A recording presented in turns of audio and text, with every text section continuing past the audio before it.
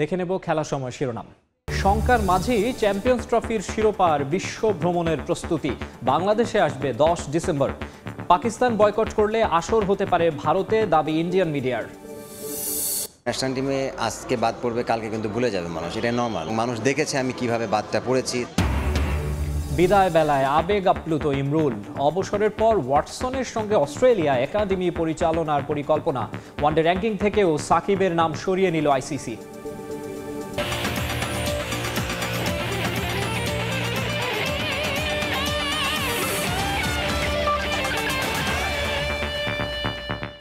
দেখছিলেন শিরোনাম, এবারে বিস্তারিত। শুরুতেই ফুটবল বিশ্বকাপ বাছাই ম্যাচের খবর। লাতিন অঞ্চলের বিশ্বকাপ বাছাইয়ে পয়েন্ট টেবিলের শীর্ষস্থান আরও মজবুত করতে প্যারাগুয়ের মুখোমুখি হবে আর্জেন্টিনা। নিষেধাজ্ঞা কাটিয়ে এই ম্যাচে স্ক্যালোনির দলে ফিরছেন এমিলিয়ানো মার্তিনেজ, তবে ইনজুরির কারণে ছিটকে গেছেন লিসান্দ্রো মার্তিনেজ। প্যারাগুয়ের মাঠে ম্যাচটি শুরু হবে শুক্রবার ভোর 5:30টায়। আর্জেন্টিনার ম্যাচ মানেই ফুটবল প্রেমীদের কাছে বাড়তি আনন্দ। যদিও প্যারাগুয়ে কর্তৃপক্ষ সাধারণ গ্যালারিতে আর্জেন্টিনার জার্সি নিষিদ্ধ করে উদযাপনে লাগাম টানার চেষ্টা করছে। মেসি ম্যানিয়া থামাতে অ্যাসোসিওর মঞ্চে তার জার্সি পরা সহ আরও কত কড়াকড়ি। তাই মাঠের লড়াই ছাপিয়ে আর্জেন্টিনা প্যারাগুয়ে ম্যাচের এই অফ টপিক আলোচনার কেন্দ্রে। প্রতিপক্ষকে আটকাতে হোম কন্ডিশন ব্যবহারের বহু নজির আছে। প্যারাগুয়ে হাঁটছে সেই পথেই। তাতে কতটা কাজ হবে সেটা বলা বাহুল্য, কারণ এই মুহূর্তে যে ছন্দে আছে Lionel Messi and the team, তাতে ঘাম ঝরে যেতে পারে স্বাগতিকদের। আর তাই প্রতিপক্ষের ভিন্ন কৌশল নিয়ে না ভেবে ফোকাস নিজেদের উপরই রাখছেন স্ক্যালোনি। এদিকে বিশ্বকাপ বাছাই পর্বে পয়েন্ট টেবিলে এগিয়ে যাওয়ার লক্ষ্য নিয়ে রাতে ভেনেজুয়েলার মুখোমুখি হবে 5 বারের বিশ্ব চ্যাম্পিয়ন ব্রাজিল। রদ্রিগো ও এদের মিলিতাওকে ছাড়াই নভেম্বর উইন্ডোর 2 ম্যাচ খেলতে হবে সেলেসাওদের। তারপরও নিজের দল নিয়ে আশাবাদী কোচ দোরেইভাল জুনিয়র। পরিকল্পনা সাজাচ্ছেন ভিনি জুনিয়রকে ঘিরে। ভেনেজুয়েলার মাতুরিনে বাংলাদেশ সময় রাত 3টায় শুরু হবে এই ম্যাচ। এবারে ক্রিকেটের খবর। টাইগারদের ক্যারিবীয় দ্বীপপুঞ্জে সফরের খবর। টেস্ট সিরিজের আগে একমাত্র 4 দিনের প্রস্তুতি ম্যাচে শুক্রবার মাঠে নামতে যাচ্ছে বাংলাদেশ। প্রতিপক্ষ ওয়েস্ট ইন্ডিজ একাদশ। ম্যাচটির আগের দিন অনুশীলন করেছে টাইগাররা, যার শুরুটা হয় ফিটনেস দিয়ে। এরপর গা গরমের ভলিবল খেলেছে গোটা দল। এরপর সেরেছে ব্যাট বলের প্রস্তুতি। স্ট্যানফোর্ড ক্রিকেট গ্রাউন্ডে ম্যাচ শুরু হবে রাত 8টায়। এদিকে নানা শঙ্কা সঙ্গী করেই বিশ্ব ভ্রমণের জন্য প্রস্তুত চ্যাম্পিয়ন্স ট্রফির শিরোপা। 16ই নভেম্বর কাশ্মীর থেকে যাত্রা শুরু করবে তা। ঢাকায় আসবে 10 ডিসেম্বর। প্রদর্শনীর জন্য উন্মুক্ত থাকবে 11 থেকে 13 ডিসেম্বর পর্যন্ত। তবে ট্রফি বিশ্ব ভ্রমণে বের হলেও এখনও মেটেনি ভারত পাকিস্তান দ্বন্দ্ব, যার জেরে হাইব্রিড মডেলে চ্যাম্পিয়ন্স ট্রফি আয়োজনে পাকিস্তানকে বাধ্য করা হলে দেশটি বয়কট করতে পারে টুর্নামেন্ট, দাবি ভারতীয় গণমাধ্যমের। শেষ পর্যন্ত তা হলে স্বাগতিক হওয়ার দৌড়ে আছে বিসিসিআই। গেল কয়েকদিন কিংবা কয়েক সপ্তাহ নয়, চ্যাম্পিয়ন্স ট্রফি ভারত আর পাকিস্তান ক্রিকেট বিশ্বের শিরোনাম ছিল চলতি বছরের মোটামুটি পুরোটা সময়। তবে ধীরে ধীরে কমছে সময়, বাড়ছে উত্তেজনা। তবু পাকিস্তান ত্রুটি রাখছে না আয়োজনের। এই যেমন আইসিসির হেড অফিস থেকে চ্যাম্পিয়ন্স ট্রফি শিরোপা এখন ইসলামাবাদে, যেখান থেকে পাকিস্তান পর্ব শেষ হয়ে বের হবে বিশ্ব ভ্রমণে। 16 নভেম্বর স্কার্দু থেকে শুরু হবে যাত্রা। পাকিস্তানে থাকবে 9 দিন, যাবে K2 বেস ক্যাম্পেও। টুর্নামেন্টের 3 স্বাগতিক ভেন্যু করাচি, লাহোর আর রাওয়ালপিন্ডিতেও ট্রফি প্রদর্শন করা হবে। বিশ্ব ঘোরার এই পর্বে ঢাকায়ও আসবে স্বপ্নের এই ট্রফিটি। সময় 10 ডিসেম্বর রাতে। 11 থেকে 13 ডিসেম্বর হবে প্রদর্শনী। ঢাকা ছাড়াও ট্রফি যাবে কক্সবাজারে। তবে যেই টুর্নামেন্টের জন্য এত আয়োজন, স্বাগতিক ইস্যুতে সেই চ্যাম্পিয়ন্স ট্রফি নিয়ে জটিলতা তো কমছেই না, বরং তার সময়ের সঙ্গে পাল্লা দিয়ে বাড়ছে। সরকারি গ্রিন সিগন্যাল না পাওয়ায় টিম ইন্ডিয়া আগেই জানিয়ে দিয়েছে কোনোভাবে পাকিস্তান সফরে যাবে না তারা। আর মোড়ল ভারতকে ছাড়া টুর্নামেন্ট আয়োজন তো প্রায় অসম্ভব। তাই তো অনেকে মনে করছেন হাইব্রিড মডেলে চ্যাম্পিয়ন্স ট্রফি আয়োজনে পাকিস্তানকে বাধ্য করা হতে পারে। তবে ভারতীয় গণমাধ্যমের দাবি, এমনটা করা হলে পাকিস্তান নাকি বয়কট করতে পারে চ্যাম্পিয়ন্স ট্রফি। আর তাহলে আইসিসির নিষেধাজ্ঞায় পড়তে পারে পিসিবি। আন্তর্জাতিক ক্রিকেট থেকে নিষিদ্ধ হতে পারে পাকিস্তান। যদিও এ কেবল ভারতীয় গণমাধ্যমের দাবি, যার এখনো কোনো ভিত্তি পাওয়া যায়নি। তবে পাকিস্তান শেষ পর্যন্ত চ্যাম্পিয়ন্স ট্রফি বয়কট করলে কারা হবে স্বাগতিক, তা নিয়েও নতুন তথ্য দিয়েছে ভারতীয় গণমাধ্যম। তাদের দাবি বিসিসিআই নাকি প্রস্তুত এই টুর্নামেন্ট আয়োজনে। সব মিলিয়ে এই জর্জে সহসাই খুলছে না, তা তো বলার অপেক্ষাই রাখে না। মাহবুব রিমন, সময় সংবাদ। টি-20-র পর এবার ওয়ানডে র্যাঙ্কিং থেকেও সাকিব আল হাসানের নাম সরিয়ে নিল আইসিসি। মূলত এক বছর কোনো একদিনের আন্তর্জাতিক ম্যাচ না খেলায় আইসিসির ওডিআই র্যাঙ্কিং থেকে নাম কাটা গেছে এই অলরাউন্ডারের। এদিকে ঘোষণা দিলেও টেস্ট ক্রিকেটকে আনুষ্ঠানিক বিদায় না বলায় এই ফরম্যাটে এখনও সাকিবের নাম রেখেছে আইসিসি। ক্রিকেটের সব ফরম্যাটে অলরাউন্ডারের শীর্ষস্থানটা দীর্ঘ সময় ধরে নিজের দখলে রেখেছিলেন সাকিব আল হাসান। কখনো কখনো জায়গা হারালেও সেরা 5-এর বাইরে যায়নি তার নাম। সম্প্রতি টি-20 থেকে অবসরের ঘোষণা দেওয়ায় শর্টার ফরম্যাটে আইসিসির সব র্যাঙ্কিং থেকে সরিয়ে নেওয়া হয় তার নাম। টি-20 থেকে বিদায় নিলেও ওয়ানডে ক্রিকেট চালিয়ে যাওয়ার কথা জানিয়েছিলেন সাকিব। 2025 আইসিসি চ্যাম্পিয়ন্স ট্রফি খেলেই এই ফরম্যাটকে বিদায় বলতে চেয়েছিলেন দেশসেরা এই ক্রিকেটার। তবে অবসর না নিলেও হঠাৎই আইসিসির সব ওয়ানডে র্যাঙ্কিং থেকে সরিয়ে নেওয়া হয় সাকিবের নাম, যা অবাক করেছে অনেককেই। অবশ্য নাম সরিয়ে নেওয়ার পেছনে কারণও আছে। নিয়ম অনুযায়ী কোনো ক্রিকেটার এক বছর আন্তর্জাতিক ম্যাচ না খেললে বাদ পড়েন আইসিসির তালিকা থেকে। সেই নিয়মেই সাকিবের নাম সরিয়ে নিয়েছে আন্তর্জাতিক ক্রিকেট সংস্থা। 2023 সালের 6 নভেম্বরের পর আন্তর্জাতিক ওয়ানডে খেলেননি সাকিব আল হাসান। বিশ্বকাপে বহুল আলোচিত শ্রীলঙ্কার বিপক্ষে খেলেছিলেন শেষ ম্যাচ। এরপর দুটি ওয়ানডে সিরিজ খেললেও টাইগার স্কোয়াডে ছিলেন না সাকিব। তবে সাকিব সমর্থকদের হতাশ হওয়ার কিছু নেই। একটি ওয়ানডে ম্যাচ খেললেই আবারও র্যাঙ্কিংয়ে নাম চলে আসবে এই অলরাউন্ডারের। এই মুহূর্তে ওয়ানডে অলরাউন্ডারের র্যাঙ্কিংয়ে শীর্ষে আছেন আফগানিস্তানের মোহাম্মদ নবী, 2-এ জিম্বাবুয়ের সিকান্দার রাজা, 3-এ আরেক আফগান রশিদ খান, 4-এ বাংলাদেশের মেহেদী হাসান মিরাজ। ঘোষণা দিলেও এখনও টেস্ট থেকে আনুষ্ঠানিকভাবে বিদায় নেননি সাকিব। তাই এই ফরম্যাটে আইসিসির র্যাঙ্কিংয়ের তালিকায় আছে তার নাম। দক্ষিণ আফ্রিকার বিপক্ষে দেশের মাটিতে শেষ টেস্ট ম্যাচ খেলে বিদায় নিতে চেয়েছিলেন এই অলরাউন্ডার। তবে জুলাই বিপ্লবে তার ভূমিকা নিয়ে আন্দোলনের মুখে শেষ পর্যন্ত আর দেশে ফিরতে পারেননি সাকিব। ফাহিম ইসলাম, সময় সংবাদ। ভুল সময়ে ভুল ফরম্যাটে খেলাটাই কাল হয়ে দাঁড়িয়েছে ইমরুল কায়েসের। সীমাবদ্ধতা দেখেন নিজেরও, তবে তা ছাপিয়ে নিজের ক্যারিয়ারের সবচেয়ে বড় অর্জন ভক্তদের ভালোবাসা। ক্রিকেট থেকে অবসরের পর কোচিং পেশায় নিজের পুরোটা উজাড় করে দিতে চান এই ওপেনার। শেন ওয়াটসনের সঙ্গে মিলে পরিকল্পনা রয়েছে অস্ট্রেলিয়ায় ক্রিকেট একাডেমি খোলার।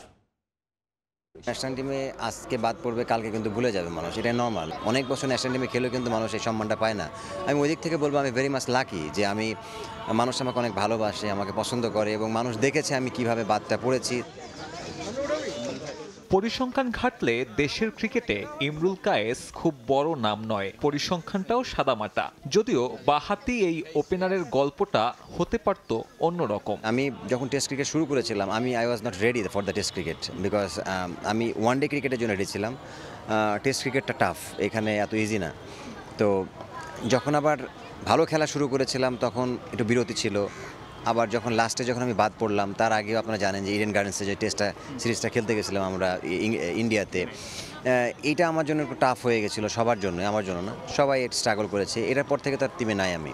টাইগার ক্রিকেটের এই উদ্ভট সিলেকশন প্রসেসে কায়েসের মতো কাটা পড়েছেন অনেকেই। কেবল ইমরুলের অভিষেকের পর থেকে টেস্টের ওপেনিং পজিশনে বাজিয়ে দেখা হয় 11 জন ভিন্ন ক্রিকেটারকে, যাদের মধ্যে কাউকে 3 কিংবা 4, এমনকি কেউ বাদ পড়েন অভিষেক ম্যাচ খেলেই। সিলেক্টরদের ওই মিউজিক্যাল চেয়ার গেম চলছে এখনো। এই যেমন জাকির আলীকেই ধরা যাক, কয়েকদিনের ব্যবধানে তার মাথায় উঠেছে অল ফরম্যাট ক্যাপ। ভালো জিনিস না আসলে, আপনাকে সময় দিতে হবে। আমি বলতেছি না যে আমি সময় পাই নাই, আমি এনাফ টাইম পেয়েছি টেস্ট ক্রিকেটে, আমি নিজেকে হয়তো আমার মতো করে মেলে ধরতে পারি নাই। কায়েসের টেস্ট গড় নিয়ে সমালোচনা থাকলেও সে প্রশ্নের উত্তর এখনো পায়নি বিসিবি। বর্তমানে সাদা পোশাকের বিবেচনায় থাকা 3 জনের সঙ্গে এই সাবেক ক্রিকেটারের পার্থক্য নেই খুব। আমার কলিগ আছে, সে তার শেন ওয়াটসনের ছেলের সাথে খুব ক্লোজ, তাকে প্র্যাকটিস করায়। তো ওর মাধ্যমে আর কি প্রপোজালটা আসা, এবং আমরা আই হোপ যে ভালো কিছু করার ইচ্ছা আছে। লঙ্গার ফরম্যাট ছাড়লেও ওয়ানডে ক্রিকেটে এখনও জাতীয় দলের জার্সি গায়ে চড়ানোর স্বপ্ন ইমরুল কায়েসের। সাব্বির মিথুন, সময় সংবাদ, ঢাকা। গ্লোবাল সুপার লিগ টি-20-র ফাইনাল খেলতে চায় রংপুর রাইডার্স। সে লক্ষ্যেই নিজেদের ঝালিয়ে নিচ্ছেন ক্রিকেটাররা। স্কোয়াডে বড় নাম না থাকলেও দলীয় প্রচেষ্টাতেই লক্ষ্যের দিকে এগোতে চায় ফ্র্যাঞ্চাইজিটি, জানিয়েছেন দলের সহকারী কোচ মোহাম্মদ আশরাফুল। এদিকে চিরাচরিত নীল কিটস বাদ দিয়ে গ্লোবাল টুর্নামেন্টে লাল সবুজের জার্সি গায়ে মাঠে নামবে রংপুর রাইডার্স। মূলত পরিবর্তিত বাংলাদেশকে প্রতিনিধিত্ব করতেই এই সিদ্ধান্ত নিয়েছে ফ্র্যাঞ্চাইজি কর্তৃপক্ষ। বিসিবির একাডেমি গ্রাউন্ড, অনুশীলন করছে একটা দল। প্রথম দেখায় দূর থেকে যে কারোরই মনে হবে হয়তো কার্যক্রম চলছে বাংলাদেশ দলের কোনো একটা ইউনিটের, কারণ ক্রিকেটারদের নাম আর গায়ের জার্সির রং যে সেরকমই। তবে আপনি অবাক হবেন যখন দেখবেন অনুশীলনের মধ্যমণি মোহাম্মদ আশরাফুল। লেভেল 3 শেষ করা এই ক্রিকেটার এখন পুরোদমে কোচিং করাচ্ছেন, কিন্তু বাংলাদেশ দলের আশপাশে তিনি আছেন সেরকম কোনো খবর তো কারো কাছে নেই। ভুলটা ভাঙলো এরপরই, এটা রংপুর রাইডার্স।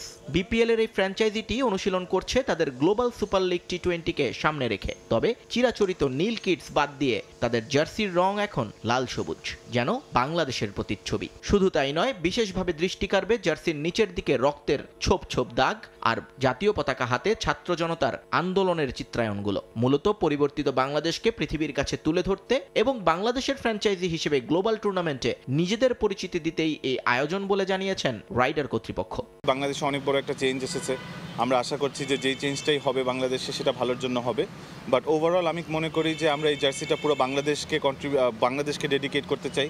বাংলাদেশের প্রতিটা কোণতে যদি আমাদের এই জার্সি দেখে একটু হলেও রংপুরের জন্য সাপোর্ট আসে, সেটাই আমাদের কাছে অনেক বড় পাওয়া হবে। গায়ের জার্সি যতই আকর্ষণীয় হোক না কেন, দিন শেষে মাঠে তো খেলতে হবে ক্রিকেটারদের। প্রতিপক্ষ বিবেচনায় সেখানে অবস্থাটা খুব বেশি আশাব্যঞ্জক নয় রংপুরের। মূল দলের নুরুল হাসান সোহান, আফিফ হোসেন ধ্রুব, সাইফ হাসান, সাইফুদ্দিনের সঙ্গে সৌম্য রিশাদরা থাকলেও টি20-র বাজারে নামগুলো যে খুব একটা বড় নয় তা জানা আছে রাইডারদের সহকারী কোচ আশরাফুলের। তবে বাংলাদেশি স্থানীয় ক্রিকেটারদের উপর আস্থা রাখছেন তিনি। প্রাথমিক লক্ষ্যটা টুর্নামেন্টের ফাইনাল। এটা একটা অপরচুনিটি আমাদের প্লেয়ারদের জন্য। কঠিন হবে, তারপরে আমি বিশ্বাস করি আমরা যদি আমাদের দলগত পারফরমেন্স সবাই ভালো খেলেন, ইন্ডিভিজুয়াল পারফরমেন্স করতে পারে, তাহলে অবশ্যই আমাদের লক্ষ্য ফাইনাল খেলা। চ্যাম্পিয়ন তো সবারই একটা লক্ষ্য থাকে। ক্রিকেটার থেকে কোচ হওয়ার পর এটাই সবচেয়ে বড় অ্যাসাইনমেন্ট আশরাফুলের। তবে বিষয়টাকে চাপ হিসেবে না দেখে চ্যালেঞ্জ হিসেবেই নিয়েছেন তিনি। জানালেন অভিজ্ঞতা অর্জনের পাশাপাশি শিখতে চান রংপুরের হেড কোচ মিকি আর্থারের কাছ থেকেও।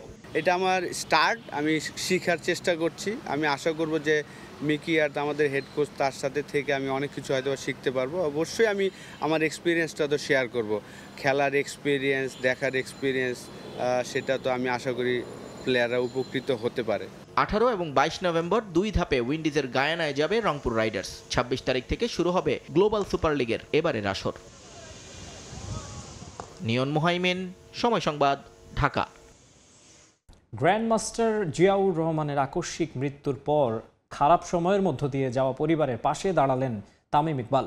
মিরপুর স্টেডিয়ামে জিয়া পরিবারকে 5 লক্ষ টাকা পুরস্কার দিয়েছেন সাবেক টাইগার অধিনায়ক। তামিমের এমন উদারতায় মুগ্ধ জিয়া পরিবার।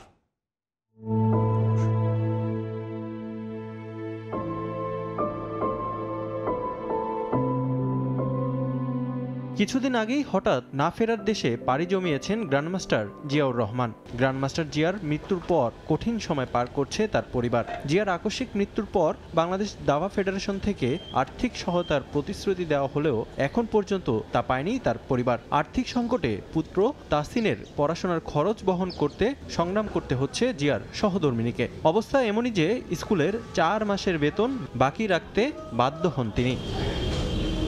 এমন খারাপ সময়ে তাদের পাশে দাঁড়ালেন তামিম ইকবাল। মিরপুর শেরে বাংলা জাতীয় ক্রিকেট স্টেডিয়ামের ইনডোরে জিয়ার পরিবারের হাতে 5 লাখ টাকার চেক তুলে দেন সাবেক টাইগার অধিনায়ক। জিয়া পুত্রের স্কুলের বকেয়া পরিশোধই শুধু নয়, সে যেন নির্বিঘ্নে দাবা খেলা চালিয়ে যেতে পারে সেটা নিশ্চিত করতেই সাহায্যের হাত বাড়িয়ে দিয়েছেন তামিম। তার এমন উদারতায় মুগ্ধ জিয়া পরিবার। আমার ছেলের ব্যাপারে কথা বলে জিয়াকে খুব সম্মান করলো ওর কথা বলে। তো আর আমার ছেলের জন্য সে 5 লাখ টাকা চেক দিয়েছে। ছেলেকে নিয়ে সামনে আগানো দরকার, হ্যাঁ, আর এইটার জন্য সবার সম্মিলিত হেল্পটা দরকারি। উনি বললো যে দাবার সাথে সাথে পড়াশুনোটাও চালিয়ে রাখতে, আর দাবাটা উনি বললো লেগেসিটা ধরে রাখতে। আমি চেষ্টা করব আমার তরফ থেকে যাতে আমি বাবার লেগেসিটা ধরে রাখতে পারি। তামিম ছাড়াও জিয়ার পরিবারের পাশে দাঁড়াতে চায় বাংলাদেশ ক্রিকেট বোর্ড। তাই বিসিবি সভাপতি বরাবর আবেদন করার কথা জানিয়েছেন বিসিবি সিইও। রিফাতুল ইসলাম মিরন, সময় সংবাদ, ঢাকা। এবারে ফুটবল। বাংলাদেশের বিপক্ষে ঘরের মাঠে প্রথম ম্যাচ জিতলেও পরের ম্যাচটা আরও কঠিন হবে, যেখানে হুমকির বড় নাম লাল সবুজের মোরসালিন, রাকিব, ফাহিমরা। ম্যাচের পরদিন স্বাগতিকরা বিশ্রামে কাটালেও অনুশীলন করেছে আলী সুজাইনের দল। প্রথম ম্যাচে জয় আরও আত্মবিশ্বাসী করছে মালদ্বীপকে। একটা জয় যে কতখানি আত্মবিশ্বাসী করতে পারে দলকে তার স্পষ্ট উদাহরণ মালদ্বীপ। দীর্ঘ 1 বছরের বিরতির সঙ্গে যথাযথ প্রস্তুতির অভাব, তারপরেও চোখে মুখে জয়ের ক্ষুধা। লম্বা বিরতি কাটিয়ে ফুটবলে ফেরাটা সুখের করে রাখলো রেড স্ন্যাপার্স। পরের ম্যাচের জন্যও তাই পূর্ণ উদ্যমে অনুশীলনে আলী সুজাইনের দল। গেল বছরই কিংস অ্যারেনায় মালদ্বীপকে 2-1 ব্যবধানে হারিয়েছিল বাংলাদেশ। এবার সেই লাকি ভেন্যু কিংস অ্যারেনায় আর জয়ের ঝান্ডা ওড়ানো হলো না কাবরেরার শিষ্যদের। ম্যাচ হেরে মালদ্বীপ অনুশীলনে নামলেও বিশ্রামেই কাটিয়েছে বাংলাদেশ দল।